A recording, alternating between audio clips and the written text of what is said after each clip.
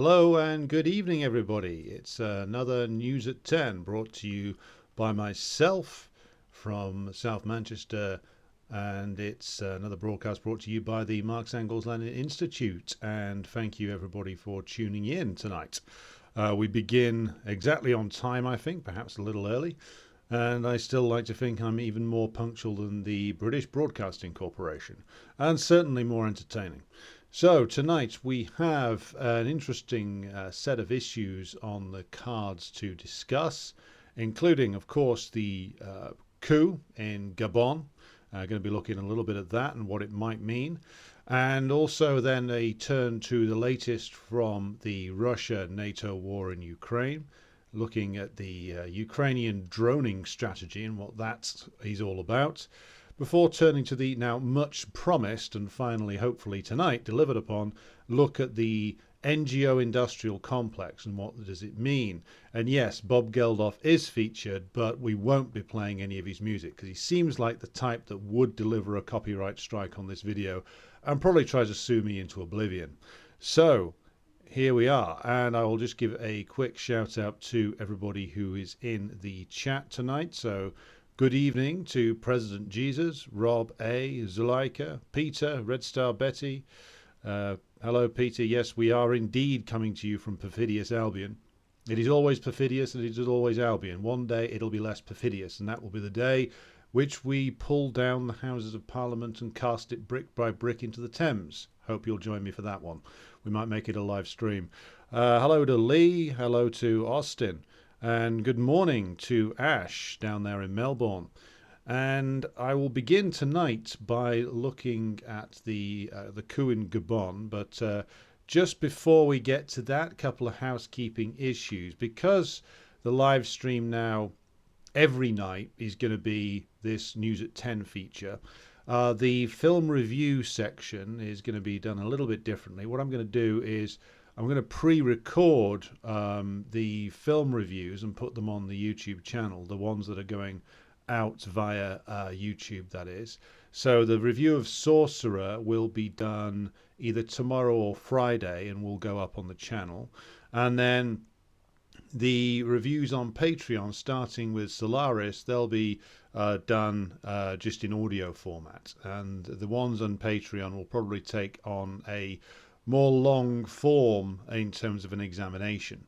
So that's the housekeeping. Also, as an addendum to that, there is the regular Q&A coming up this Saturday. It's going to run from at least 1 until 3. But in all honesty, it's going to run as long as I need to get through all the questions that come in. And there were quite a few that have been submitted on Patreon already. So be sure to submit your questions on there if you haven't done so already. So we will begin tonight with a look at the coup in Gabon. What is it exactly is it that's going on there, and is it anything to do with any of the other events that are going on in the region? So first of all, I'm going to call up a map of the area so you can see to where I am referring. So if you can look here, you can see that Gabon is, of course, not directly bordering with any of the other countries that have these nationalist juntas that have come to power. So Niger, Mali, Burkina Faso, Guinea. It doesn't border those, though, of course, you can see down there, because it's sandwiched between Cameroon to the north, the Republic of Congo to the south, and Equatorial Guinea immediately to the northwest. And Gabon was formerly, prior to 1960, a French colony, part of French Equatorial Africa. And it is, since 1960, it has only had 3 leaders, 3 presidents. The whole of the history of post-independence Gabon is largely defined by the 2 presidents who've served the longest. The second president, El Hadj Omar Bongo Ondimba, who then, when he died, was succeeded by his son in the 1990s, Ali Bongo Ondimba. And the interesting thing, or one of the interesting things, not sure how significant it is is that, of course, the current president, the man who led the coup against the Bongo dynasty, is a man by the name of General Brice Chatain Oligo Nguema. And I may have mispronounced his name in a typical English fashion there. But the current leader, he is the cousin of the former deposed President Bongo, and has been a key member of the presidential administrations of both the father and the son. Now, none of this means, of course, that he can't turn against them. The other interesting things about him is that he is reported in allegations made in a newspaper in Cameroon a few years ago to have a couple of properties in Hyattsville and Silver Spring, which are areas of Maryland. Now, of course, the Bongo family, being from a rather kleptocratic administration, did have, of course, townhouses in the outer edges of Washington, D.C., apparently, some of the more high-end areas and some of the richer areas of Virginia. So this is a place where money leaves quite quickly. It's also a petrostate. Gabon is a member of OPEC, and it principally it exports an awful lot of oil, including, of course, its biggest customer being the People's Republic of China. So 70% of its export revenue come from the oil trade. The rest comes from selling timber and manganese. So it's principally an oil exporter. And in development terms, it's an interesting comparison to be made with Niger, which of course has a very high rate of illiteracy. It has a life expectancy only in the mid-50s. So Gabon has done slightly better over the years. Its literacy rate is 85%, and life expectancy is 66.5. It's still not Western levels, but it's better than what you get in Niger. And the other issue, though, there is a commonality with Niger and Burkina Faso and Mali, is, of course, that it's in the CFA franc zone. So its currency is still basically controlled by the French, though now via the European Central Bank. So that is a potential crippler in terms of the government's ability to act. The other big thing is, of course, is it has an external debt, according to the World Bank, of over 7 billion. So the precise figure is $7,198,927,676. Now, bear in mind, the population of Gabon is only just over 2 million. So, and it exports a hell of a lot of oil every year. So what exactly is it doing, borrowing all that money? Interesting question, and I'm not going to pretend that I've got the answer to this thus far. But clearly a slightly different situation than Niger. The country is a bit more stable, but in terms of its actual rate of poverty and development, it tells a fairly similar picture to other African states that have a lot of oil, particularly those who haven't gone through any kind of revolutionary process. So the UN study into what the United Nations calls multidimensional poverty, which is one of these horrible NGO terms, which I will come to comment more upon in later on in this episode. They identify the reasoning behind the use of the term multidimensional poverty. It's not a bad reason, in that what the UN is doing is it's saying that it's not just monetary poverty that counts. It's also things like access to education, access to healthcare, access to decent food. And by that measurement, quite a lot of the US and Britain are now falling into multidimensional poverty. But we'll get to that in future episodes, I'm sure. So the actual numbers when it comes to those living in poverty in Gabon is that the UN characterizes about 18.4% of the population as vulnerable to what it calls multidimensional poverty. That means that they have a low income, but not below the poverty line of, like in Gabon, it's $2.50 a day. And not in severe poverty, but they have enough to get by. They're not like starving, but they're not exactly rich, basically. Um, they are, of course, lacking in access to healthcare and education. And of course, so what the Bongo dynasty seems to have done is it's used some of the oil money to develop education to a certain point.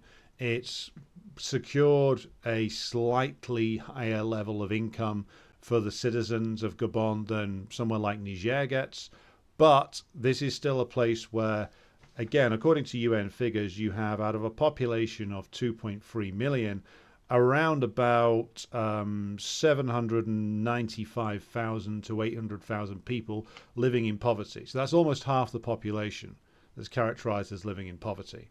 So that's still a source of immense and grinding frustration.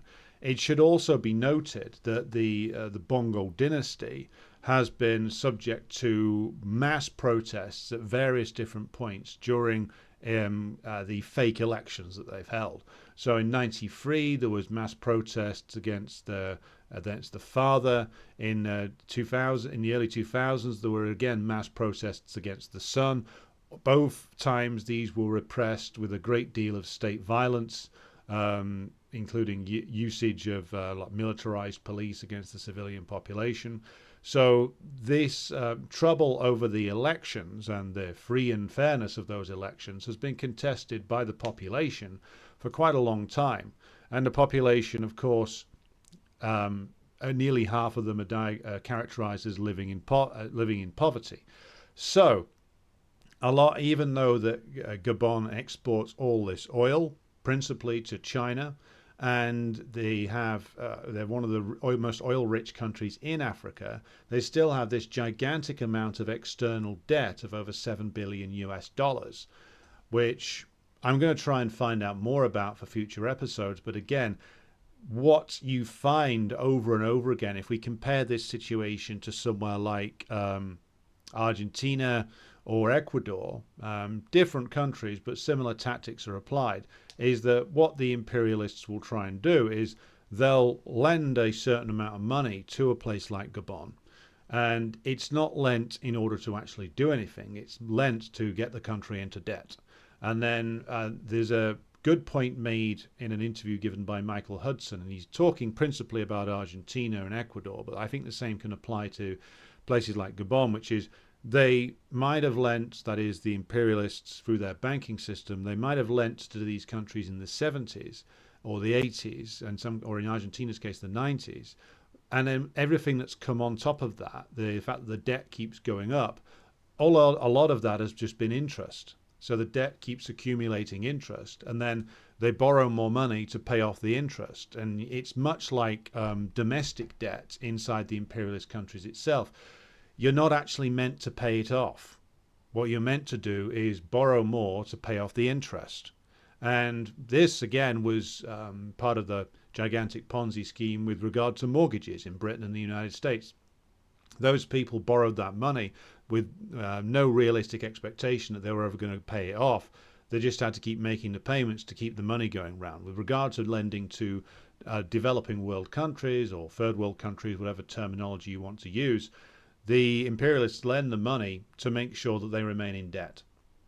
And this seems to have been what has happened to Gabon, because in my view, there's no way that a country that has that much in terms of oil reserves needs to be that far in debt.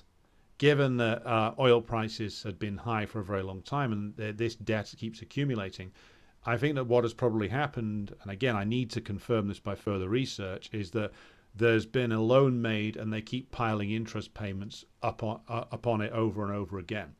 And this enables, of course, the imperialists through the IMF and the World Bank and other institutions which they control, which, as we must always remember, the IMF and World Bank and World Trade Organization have no independent existence. Unlike the ridiculous claims made by people like Michael Hart and Tony Negri 20 years ago in their book Empire, which is that the international institutions had overpowered the nation state. No, these were creations of principally British and US imperialism. They're run almost exclusively now by US imperialism to enforce its terms of trade. and its ability to plunge nations into debt peonage, basically. They run it on to disguise their interests, to make it look as if they're running this empire that they do run, these imperialist interests, to disguise them under in the guise of multilateral institutions, where they have no independent existence. So being in debt to the IMF is essentially a way for them to control countries like Gabon. Now, Bongo hadn't taken his country into ECOWAS, that organization that we've discussed a great deal about recently, but he had taken his country into the British Commonwealth, which is almost as bad. In fact, it is as bad. So this is something that some of the states did in response to pressure from the British. And also, we should also keep in mind that ECOWAS is a joint British and French concern. So the British and the French, even though they butt heads every now and again, are very much in this business together of suppressing the African nations. So what does all of this tell us? It tells us that when Bongo was overthrown just this morning by the leader of the Presidential Guard and set up a new junta, this was something that was actually, at least seems to be legitimately popular amongst the population. There were mass crowds out waving the national flag, praising the army for taking this action. It seems that large numbers of the population, and if it is accurate, those figures from the UN, that almost 900,000 out of a 2.3 million population live in poverty, then I'm not surprised it was popular that Bongo was disposed of, and now awaits him and his son were both arrested, along with the entire all the ministers from the cabinet were arrested, and it looks like that Bongo and his son have been charged with high treason. Now, what he's done with them, there's rumours that they're going to be transferred out to a jail in Morocco, then probably shipped off to France somewhere. Now, there have been all kinds of rumours flying around about this, including some from Russian sources, including the Telegram channel Rebar, which I followed up on. Now, Rebar, citing sources in the French DGSE, that's the French Foreign Intelligence Services, claimed that this guy, the new temporary or interim junta leader, let me just call him up again, Brice Oligui, he was, of course, has extensive connections with the US. He's rumored to own property there. He's rumored to have had extensive military training in the US. And this led the unnamed sources that Rebar was citing to claim that this was basically a CIA operation, or this was an American operation, to essentially drive the French out of a key oil-producing state and take over management of it themselves. Now, other than this unnamed French intelligence source, I didn't see any other confirmation. Now, it does seem to be true that this guy does own property in Maryland, to either 2 or 3 properties, depending upon the newspaper reports. That is based on 2 newspaper reports, again, coming from Cameroon. Now, I should also say that several of the officers in Niger and in Mali had gone through US military training. The guy who leads Guinea now, he had gone through training in the French parachutist forces.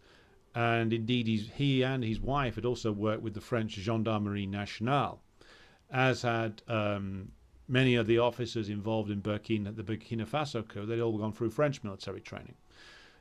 None of this necessarily means that they are puppets of one imperialist power or another.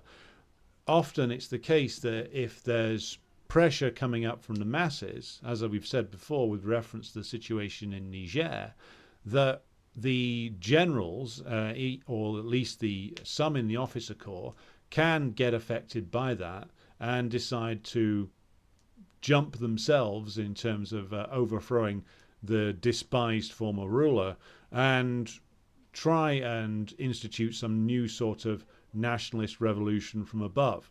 that's certainly what's happened in Niger, where it's obvious that there was an explosion of frustration and relief, in fact, when Bazoum was overthrown by Chiani and the other military leaders in Niger. So even though this guy who's overthrown Bongo was the head of the presidential guard, had been in the government a long time, had extensive connections with the United States, even if that is all true, and if indeed he is a property owner in the United States, none of that rules out the fact that he was responding to pressure from the Gabon masses.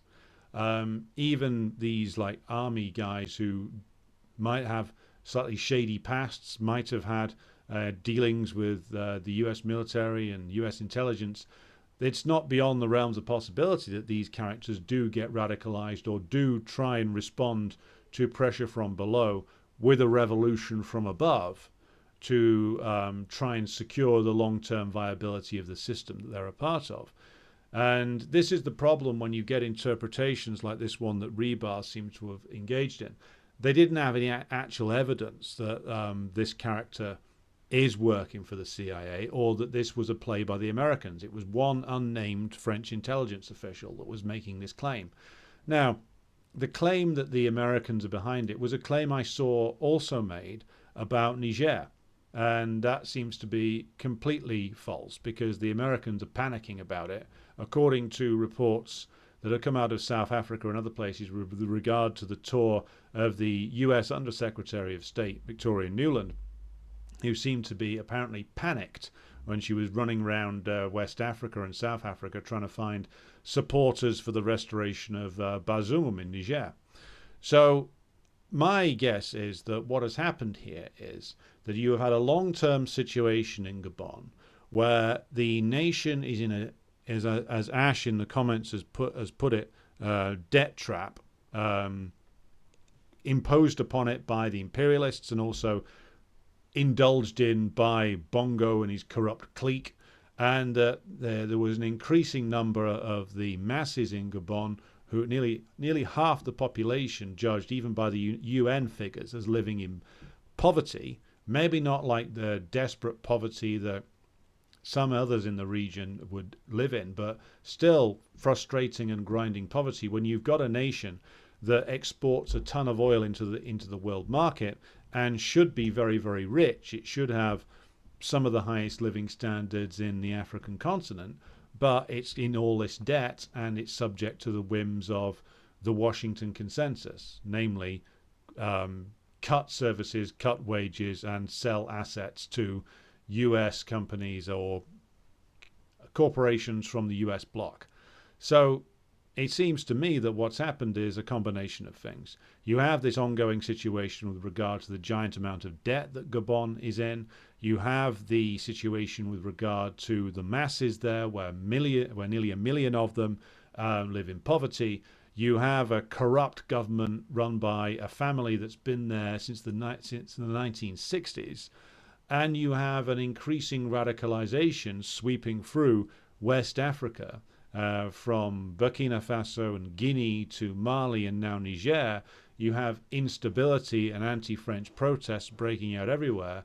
I think that what's happened is that one of these guys, or a combination of the senior military officers, have decided to act before the situation in Gabon escalates in terms of the action coming from a revolution from below.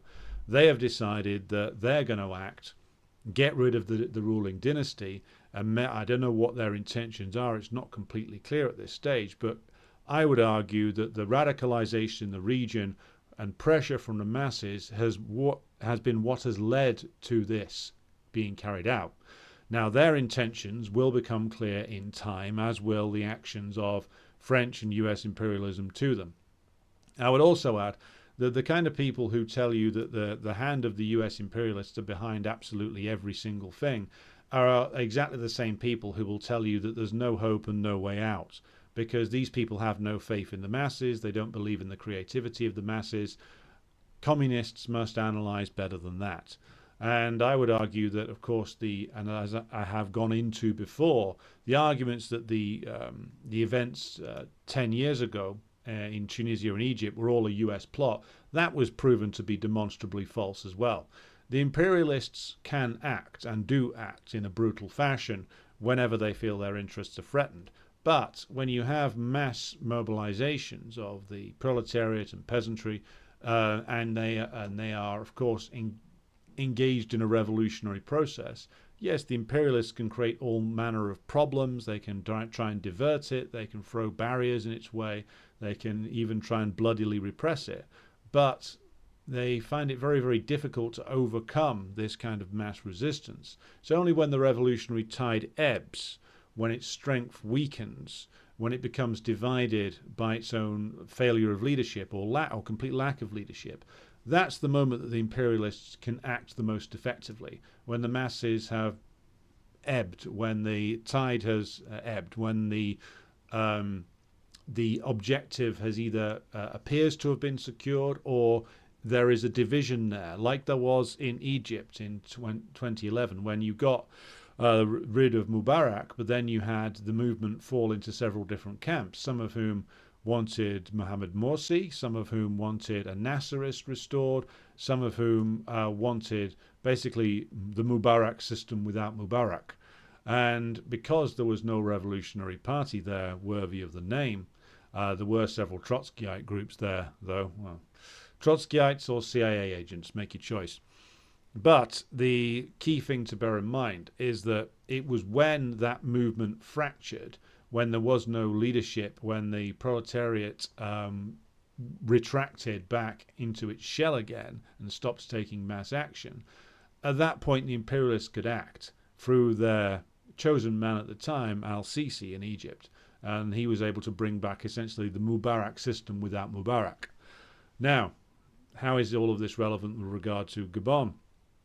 There are people who will tell you that there's a hidden hand behind everything, that there's the CIA's behind everything, and I would say that you need to analyze the role of the masses far more.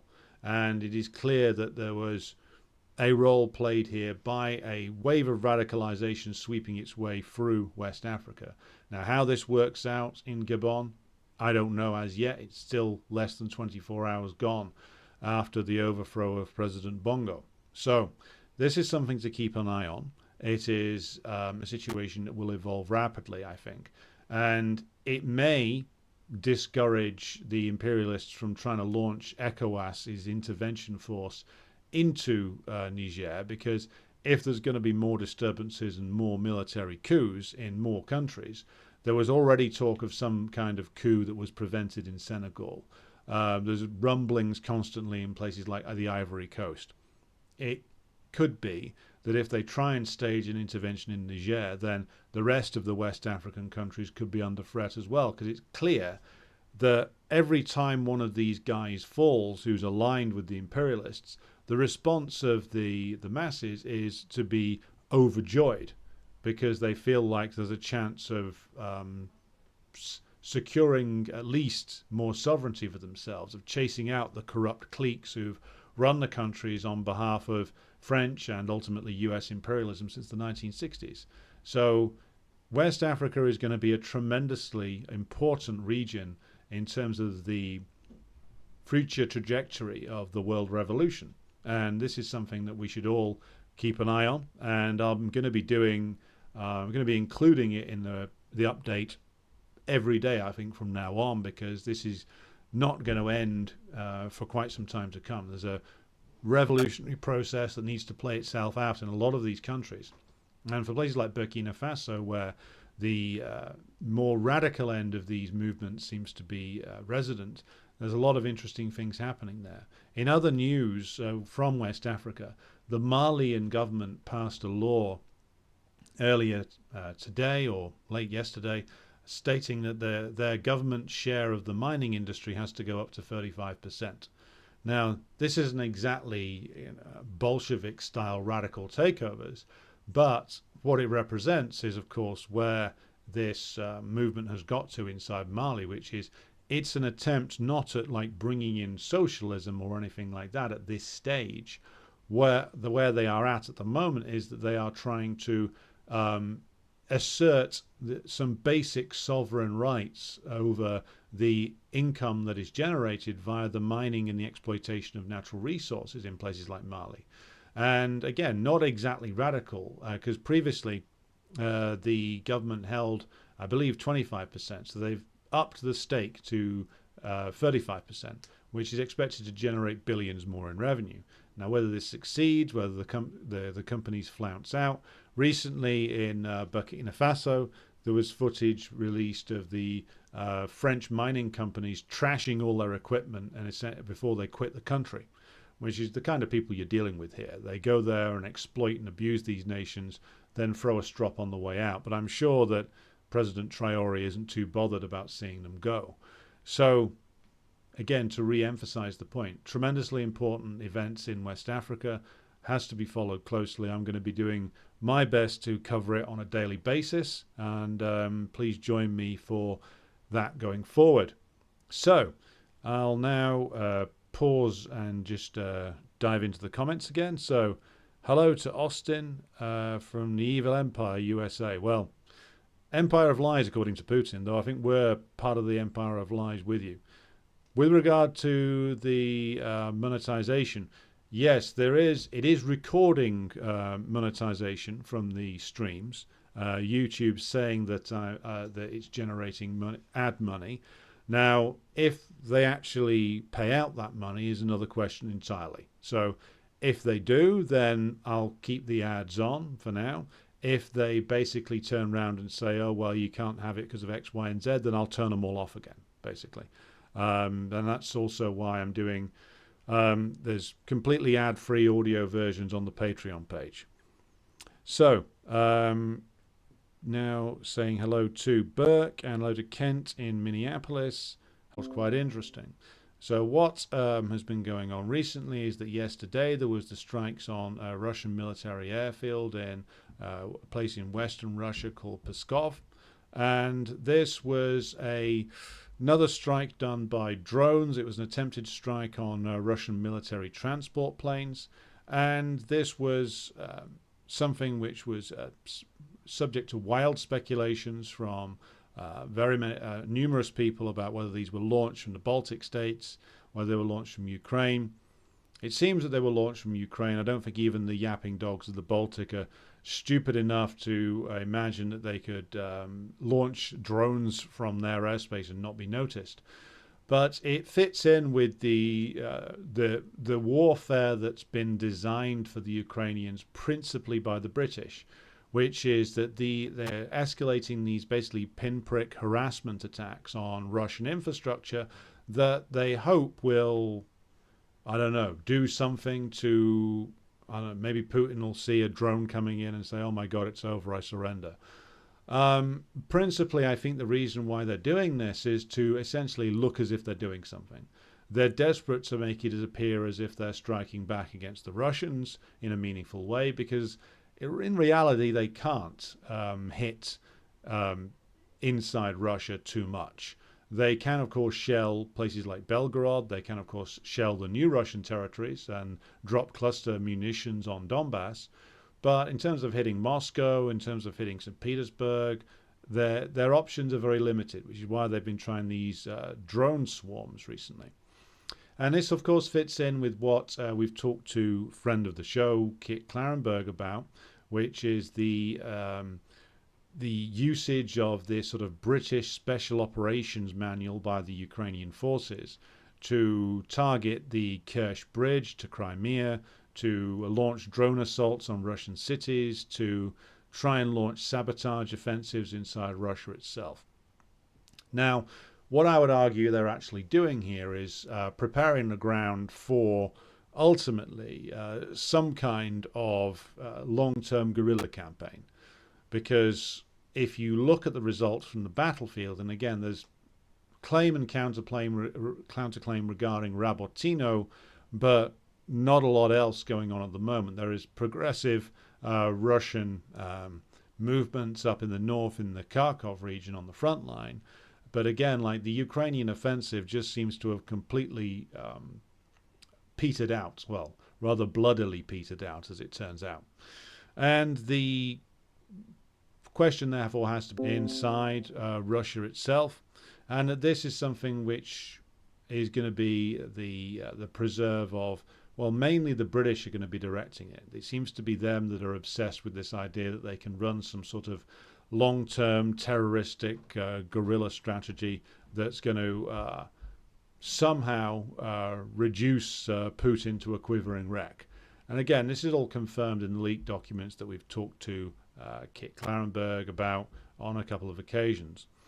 So again, this is the main story at the moment, other than the slow Russian advance up in the north, and other than the things I mentioned yesterday regarding a potential Russian assault in the winter time. That's being talked about quite a lot by Russian sources at the moment. The idea that they're going to make some move in the winter when the ground hardens up, because apparently in the near future we'll have the rainy season in Ukraine, followed by a hardening of the ground in the winter, and at that point some kind of offensive might take shape. Now, there was rumors of this last year, but it of course didn't amount to anything. There's more concrete talk about it this year, coming from actual sources inside the Russian military itself. So again, we may be facing a situation where the Ukrainian offensive, having been a bloody and disastrous failure, is then followed up by an actual Russian offensive. Now, whether that takes the shape of anything more dramatic, or whether the Russians choose to continue using the slow and grinding tactics that they've been specializing in until now, again, we'll have to wait and see on that one. Whether the Russians are going to go for some kind of knockout punch is another question entirely. Now that apparently the Ukrainians are going to try and use some sort of mass mobilization to basically fill up the gaps in their line, we're going to see what strength the Ukrainian state actually has left in it as to how popular this mobilization is and whether it's resisted in any way. So I'll come back to these questions tomorrow. But the thing I wanted to go into and spend about 20 minutes or more discussing is, of course, the role of the NGO sector in the current world, and more specifically its usage by imperialism. And this was prompted by reports that we've done recently with regard to the role of the Red Cross in like a place like, well, for instance, Haiti. So there was talk recently of like, oh, we're going to donate to the Red Cross to help Hawaii. And this was, of course, something that Barack Obama was plugging. And it was pointed out by Max Blumenthal that the Red Cross raised $500 million for the Haiti earthquake back in 2010, but they spent 25% of that money on internal administration costs. They only built around about 6 houses for Haitians, and the rest of the money, it's not clear what they did with it. So this, of course, is a fairly typical example and of how charities actually operate. So $500 million amounting to 6 homes being built. That's 6 as in the number 6. Not 6,000, not 600, not 60, but 6. And a quarter of the money goes on administrative costs and nobody knows what happens to the rest. That's actually pretty typical of the way in which money has been spent by a lot of charities, especially those that get flooded with donations. A lot of it goes just to keep the operation going, and then a lot more of it gets spent on God knows what. Now, what I would argue is that the way in which the charities have been structured since the 70s really have it's been indicative of the way in which imperialism has chosen to change its messaging and its propaganda. Because, of course, as Marx observed as early as the Communist Manifesto, in places like Britain and the United States and others, where there was poverty and misery, there sprung up a series of liberal do-gooders, charitable institutions, Christian missionary types who used to try and take God and a cup of tea into the miserable inner cities. So these institutions have always been there. Now, what about their specific usage by by imperialism?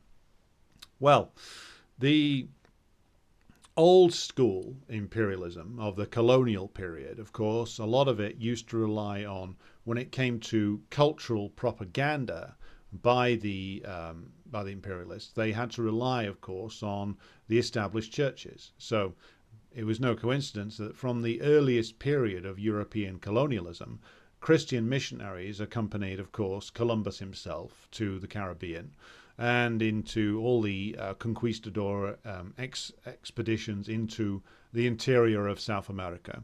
And the idea was they were going to convert the natives in order to better educate them in the way of the world, which largely involves submission to the Europeans. And this is what the British used the Anglican missionaries for in India. It's what they used them for in the African nations, with the idea that they were going to preach what exactly? That, in the words of, I believe it was Julius Nyerere, the leader of Tanzania, who said, when the missionaries arrived, they had the Bible and we had the land. They told us to close our eyes and pray, and then when we opened our eyes, we had the Bible and they had the land. So that's a amusing joke, but it of course reflects a reality. And of course the usage of institutional Christianity by imperialism was very extensive, and it was used to preach like submission, meekness, wait for the kingdom of heaven, live with the misery you have right now in order that you may be rewarded in the future. It's the same thing they preach to the poor in Europe, by the way. They just did it with ever greater ferocity in Africa, because of course the misery being inflicted upon them by the European colonial powers was even greater. Now, in the time of neo-colonialism, the established churches of the West kind of started to lose a little bit of their luster. The Catholic Church and the various Protestant churches are still very strong in the African nations, as is, of course, Islam in a lot of places. But the imperialists decided that they needed a better approach. Now, of course, it's important to remember that the US imperialists still pursue a twin-track strategy. They still fund religious radical organizations, or at least they did until fairly recently in places like Uganda, and this was one of George W. Bush's favorite tricks. At the same time now, they fund propaganda organizations via NGOs that preach the good word of, shall we say, the institutional left in the United States. So now the propaganda message put out there by the US imperialists is a lot more to do with individual rights. They, having funded organizations that preached rabid homophobia in places like Uganda for many years, they now fund organizations who say they want to organize the LGBTQ plus community to pursue human rights and gay rights, women's rights, rights to abortion. Name a social issue that's become a hot button issue for the NGO and academic industrial complex in the United States, and they're now exporting it to African nations and Southeast Asian nations, South American nations, to essentially make propaganda out of, and of course lure people in to be trained in, well, outsourced bits of the CIA. So, for instance, USAID or various other institutions that do the work that the CIA doesn't like to do out in the open anymore because its reputation's too bad. So, like USAID is one of those. You've got various British institutions like the British Council who do similar things.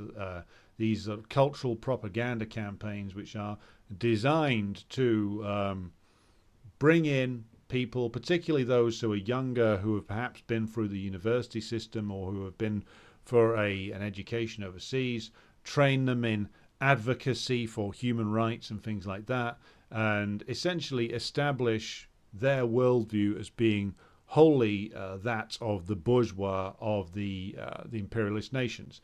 It's exporting the bourgeois worldview from the United States or Britain or to a certain extent France or the European nations and taking it into these countries with the idea that once you've trained these people, once you've made them basically a political cadre, which is what they're doing. It's what the USA, the National Endowment for Democracy, and other organizations like them do. They're training political cadre who are the organizers who are going to go out there and essentially spread the influence of the imperialist countries via using the language now of human rights, democratic freedoms, rights for sexual minorities, rights for women, things like that. This is the replacement for Anglicanism, Protestantism of other varieties, Catholicism, and this is the more effective way of reaching the people who the US and the British and the French imperialists want to influence inside these nations. And so getting them engaged in the NGO complex is a really good way of actually exercising influence there. That, and of course, the NGO complex acts as a training school for many, many people who come out of university or who take a summer break from university or perhaps a year off and go work for an NGO in either the African nations or South America. And when I was at university 20 years ago, this was incredibly common even back then.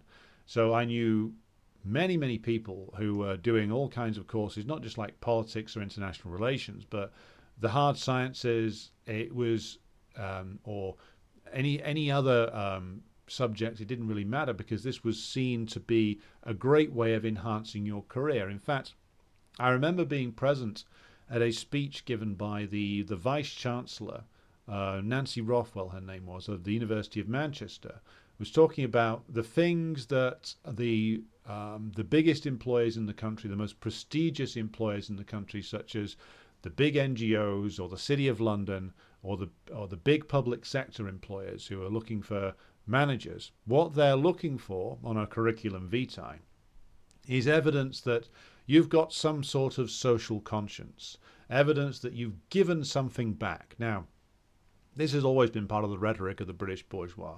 You know, you would, attend a soup kitchen in the East End of London, trying to contain your contempt and horror at the visions in front of you, serve a couple of bowls of soup to a tramp, and then go back and say, I have done my bit, I have given something back. And this has now been elevated into corporate speak, but it's essentially the same thing. It's the employers have decided that this is one of the things that they like to see is that you have got this in your skill set, that you can go to Uganda or Ethiopia or Rwanda. These were the popular destinations when I was at university, when I started as an undergraduate 20 years ago. And you could go over there and you could, hug a crying child, and you could empathize with some poverty-stricken people, and maybe you could dig a latrine or something, or you could dig a ditch.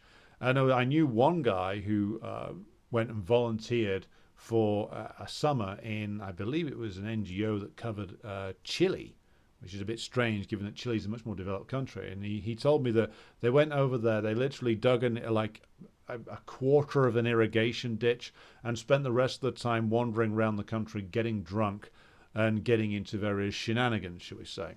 And this was the same thing that the characters I knew who went to Uganda on like fair trade missions, on human rights missions. This is all essentially a party that these narcissists went over there to do. I remember, and this will make your skin crawl right off your body, this particular anecdote.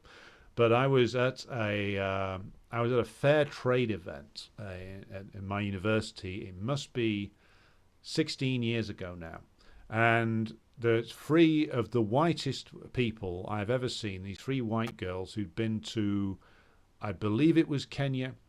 They came on and they started doing like a tribal song and dance, apparently, that they learnt from the native peoples there, and they wanted to bring it to us. And like at that point, you could tell that there was a clear class distinction in the audience, because me being from probably the more upper end of the working class, but still the working class, and some of the more working class people there just started laughing because it was ridiculous. It's like you've got three of these absurdly wealthy buffoons coming on and doing like African tribal singing and dancing, and it was like I just thought this was insane. But then again, you saw the posher types down the front of the crowd, like nodding along and getting emotional about it, going, "Oh yes, oh yes," and I just thought, this is bizarre. This is just completely off. Oh, this is off the peg insane. I cannot take this seriously, but a lot of people were. And of course, what you come to realize is that this is all part of career building. A lot of these people who I kept in touch with for a number of years on Facebook and places like that, all went on to have careers, again, in the NGO sector, which is a big employer in Britain, because the NGOs which deal with particularly overseas issues, they all get funding from the Foreign Office or the former Department for International Development, which has now been rolled into the Foreign Office. And essentially, part of it is a jobs program for the elite, but the other part, the bigger part, is of course it's exercise. It's an exercise in influence building, as I said before, building up networks inside these nations which you can later call upon to exercise the influence of British imperialism or US imperialism, and getting people in the ruling circles and ruling classes of these countries who are tied to Britain or tied to France or tied to the USA by both financial and strong cultural ties. Make it so that the people who rise to the top in these countries have more in common with the British ruling class than they do even with the national bourgeoisie of a place like Kenya, or never mind the proletariat and the peasantry there. And so NGOs are a great way to exercise that influence. So that's one of the big reasons why the NGO sector has grown so vastly in recent years. And the other one is, of course, that it's a great way of masking things.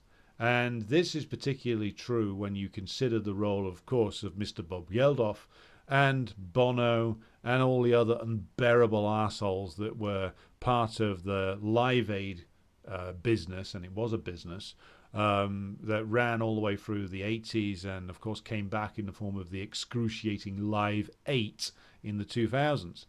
And this was, of course, spawned, if you weren't familiar with it, by the reports of a genuine famine in Ethiopia in the early 1980s, in 84, I believe it was, reported on by this notorious reactionary news broadcaster for the BBC, this guy called Michael Burke. And he was reporting upon this and was like, oh, this is terrible, look what this Marxist regime has done. Because, of course, Ethiopia at the time was run by an administration with the acronym the Derg, headed by a guy called Mengistu Haile Mariam, who called himself a Marxist at various different stages. We can get into the career of Mengistu in future episodes, but when you dig into it, you discover that, of course, Ethiopia had suffered from famines also at the time of the old king, Haile Selassie, and that there was, on average, there was a famine every 10 years or so, going back many, many years. And of course, it was presented as this unique thing that this horrific Soviet-aligned country had done. Now, I'm not going to come here and make excuses for Mengistu. I think that government had an awful lot wrong with it, and certainly didn't solve many of the problems that were confronting the Ethiopian masses, which is why ultimately it fell. But to pretend that, of course, this was the unique creation of these awful Marxists was, of course, a lie. Now, jumping off of that, of course, Mr. Geldof and Mr. Bono, and if we've got any Irish people in the chat tonight, I fear if I have to apologise for Phil Collins, you certainly have to apologise for Bono and Geldof.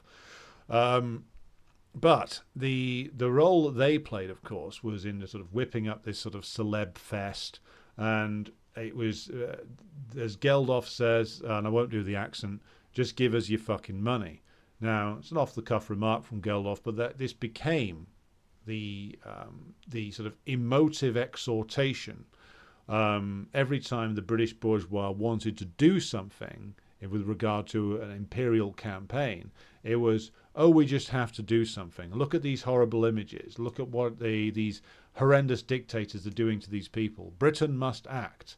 And, of course, this was all wrapped up inside the goings on of the charity industrial complex, who were frequently like the people on the ground who were featured in British news reports. I'm certain the same is true of the United States when it comes to like places like Haiti or places like Somalia, Ethiopia, Sudan. Remember, the NGOs played a big role in portraying the war in Sudan as the actions of this awful dictator Omar Bashir, who, again, there's a lot wrong with the regime run by Bashir. But the charity industrial complex, of course, headed up by like celebrity CIA-connected Hollywood people like George Clooney, campaigned essentially for the separation of Sudan into North and Southern Sudan. Now, it is true, of course, that Sudan's borders were drawn by the British imperialists in the period when they had to leave in the 50s and early 60s. And, of course, there were different ethnic groups, different religions within Sudan, and that, of course, contained the potential for trouble. But, of course, this trouble was deliberately whipped up by the imperialists over many, many years in order that they could ultimately pursue their real aim, which was the separation of the country into two different, more easily managed parts. And of course, the separation hasn't actually solved any problems for the Sudanese, given that the northern part of the former Sudan, North Sudan, is now subject to competing military factions fighting it out over who gets to rule the place, and there's been a civil war in South Sudan anyway. So this didn't actually solve anything. Strangely enough, George Clooney lied to us. But this was all brought to us by the charity industrial complex, the NGO complex. They were the ones who were giving the teary accounts of the awful atrocities of the Bashir dictatorship. And of course, Bashir did commit crimes. There's not much doubt about that. But the actual contextualization, the actual true situation within Sudan, the role of the various different rebel groups and the alignment of some of them with the imperialists and what was essentially going on in that civil war, that was never presented. What you got was tearful white person on TV crying about how awful the dictator was and something must be done. And that's a pattern that's repeated on news broadcasts whenever they want to do something, the imperialists that is, in certainly African nations. Crying white person. Used to be that they would feature largely women. Now they feature crying men as well, telling you how awful something is. Won't somebody please think of the children? Britain must act. Same script over and over and over again. And then you dig into the charities that operate there. They're all linked to either the British state via funding grants in some way or another. The American state has the same operation. And then we get to the question of how these supposedly charitable, oh so munificent and beneficial institutions actually act when they get to a country. And here we go back to the unhappy example of Haiti, where, of course, Oxfam, British charity, was done several times for their officials, essentially running child sex rings in Haiti for many, many years, and that their officials were essentially living like British colonial officials in like India in the 1800s or something. They were having women and children brought to them at their villas for horrendous perversions, shall we say. The Oxfam workers were essentially running sex trafficking rings in Haiti. They were involved in trafficking women and children out of the country to other places. And it was an internal Oxfam report found several years ago that the charity had been guilty of essentially running a giant sex ring when they were supposed to be going to Haiti to help people.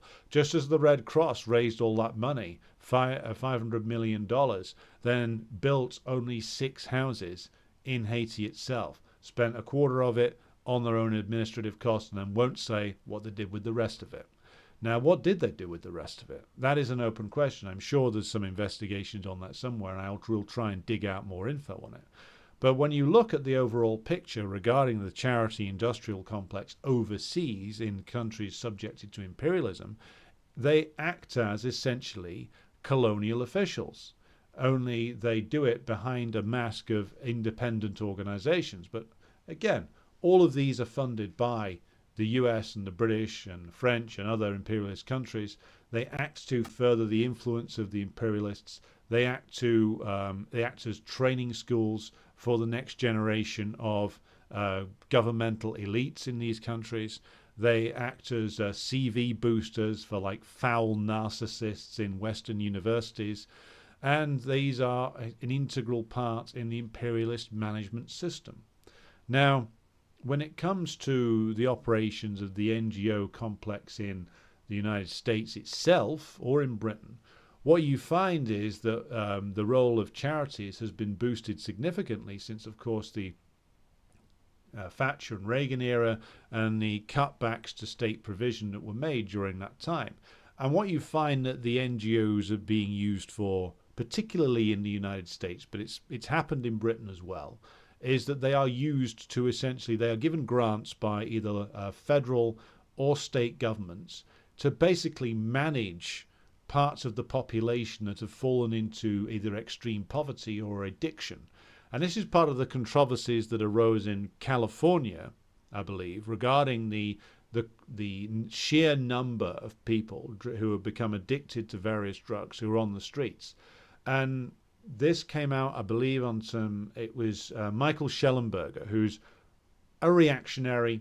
He's an old liberal, but he's a reactionary. But he came out with some research on this that was actually correct, in that his numbers that he was presenting were true, which is that the charity system inside the United States, the NGO system, gets grants from the Californian state government.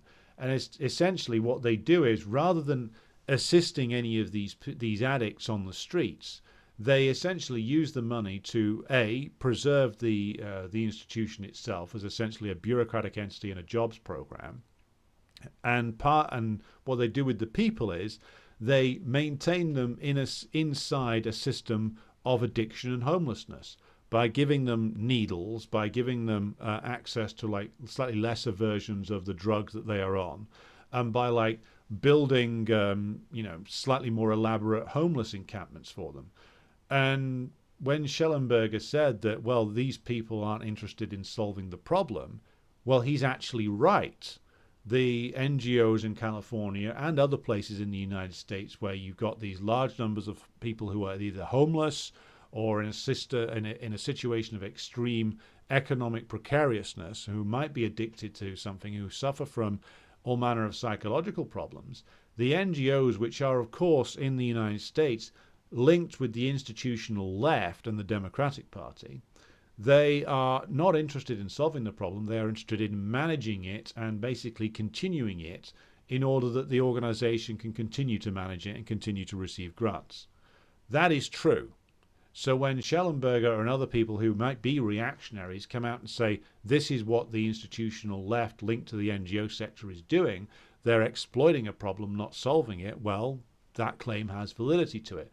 Now, of course, solving the homelessness problem, solving the addiction problem in any imperialist country is not really on the agenda of either side of the political divide. It's not really on the agenda of the Democrats. They're interested in exploiting it and using it to essentially make sure that money gets funneled into their political coalition.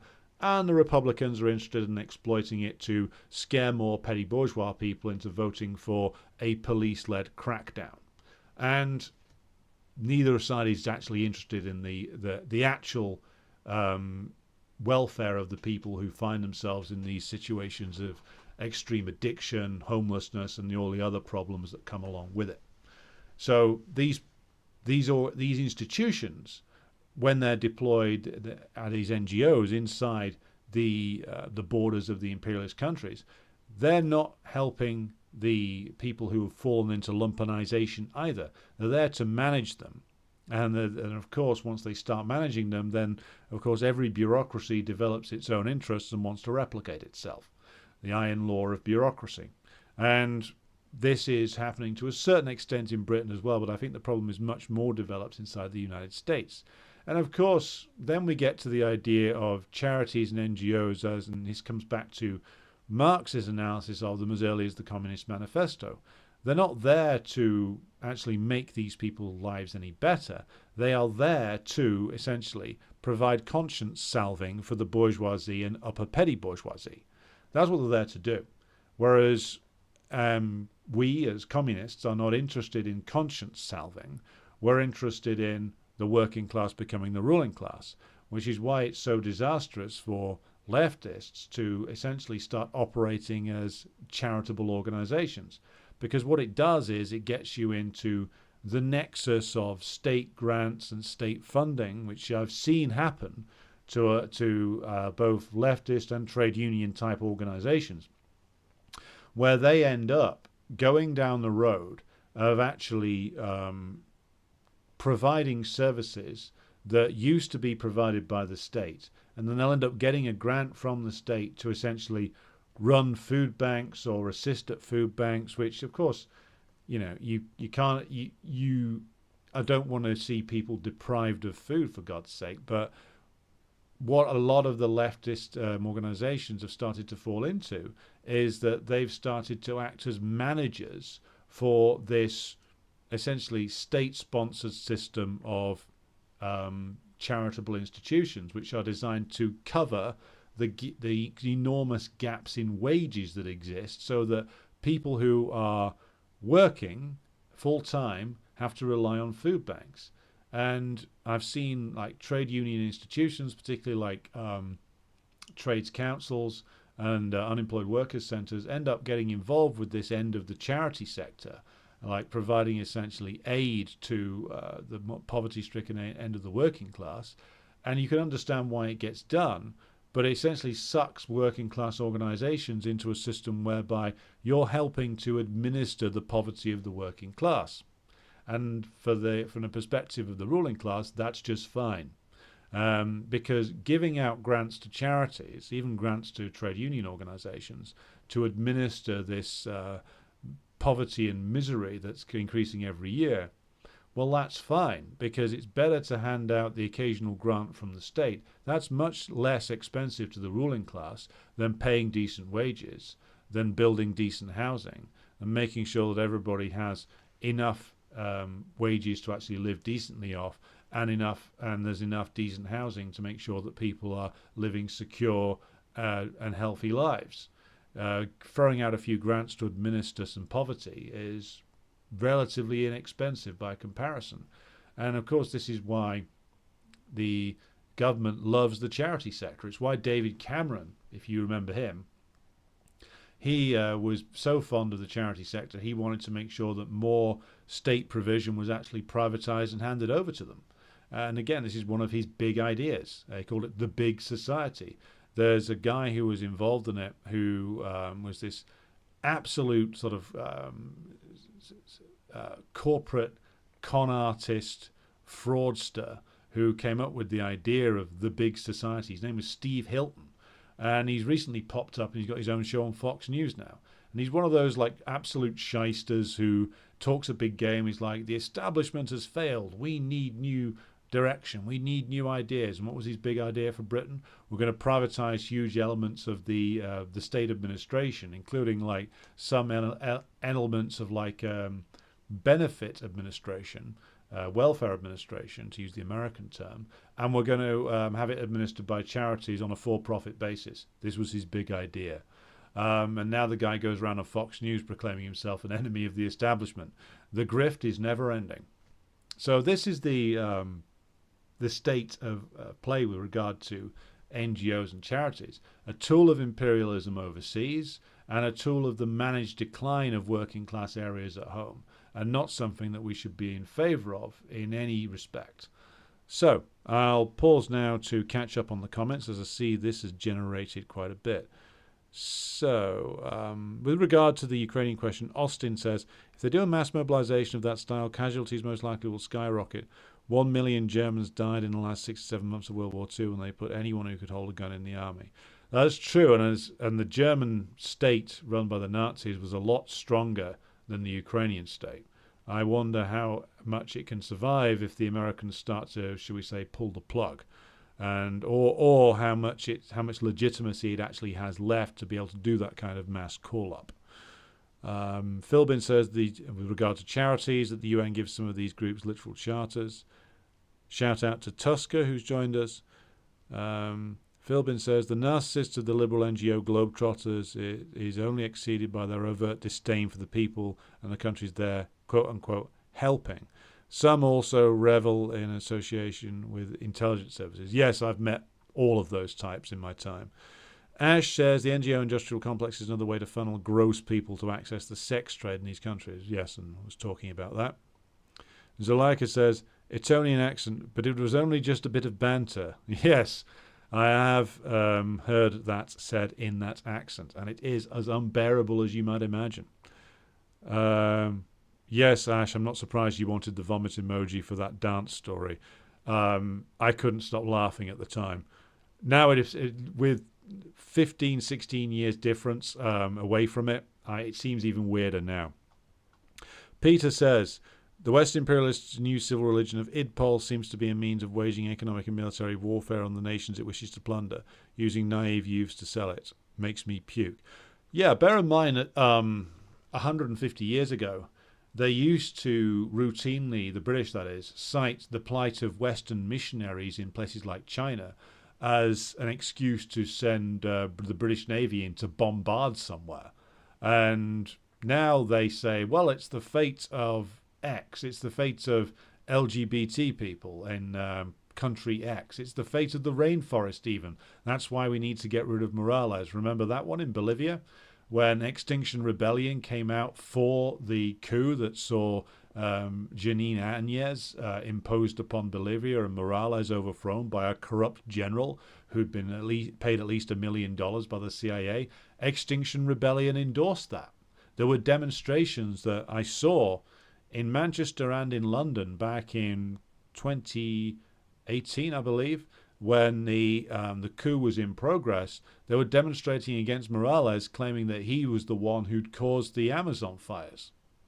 That was Extinction Rebellion. And if anybody tries telling me that these people are not a direct tool of the British state, I will laugh in your face.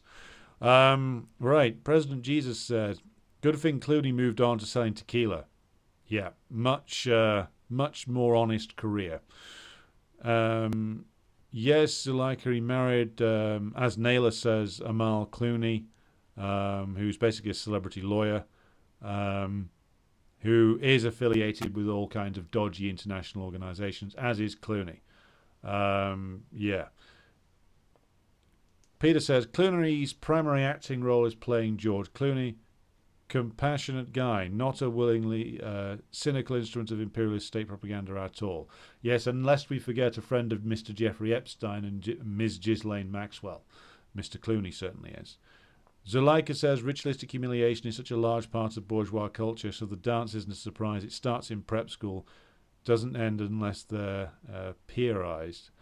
Oh, yeah, I mean, ritualistic humiliation isn't really part of British state education.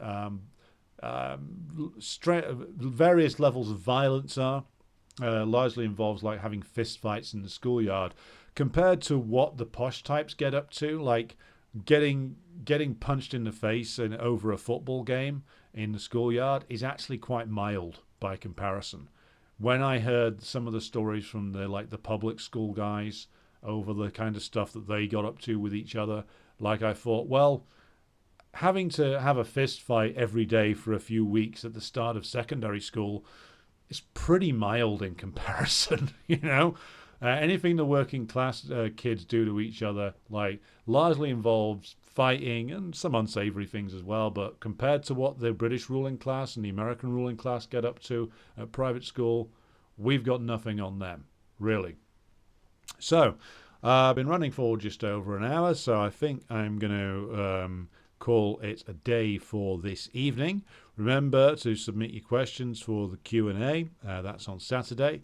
And I will see you again tomorrow evening. Thank you, everybody, for tuning in. You can find the full audio version of this without any ads or anything on Patreon, so please check that out. Thank you, everybody, for watching. I'll be back with you again tomorrow.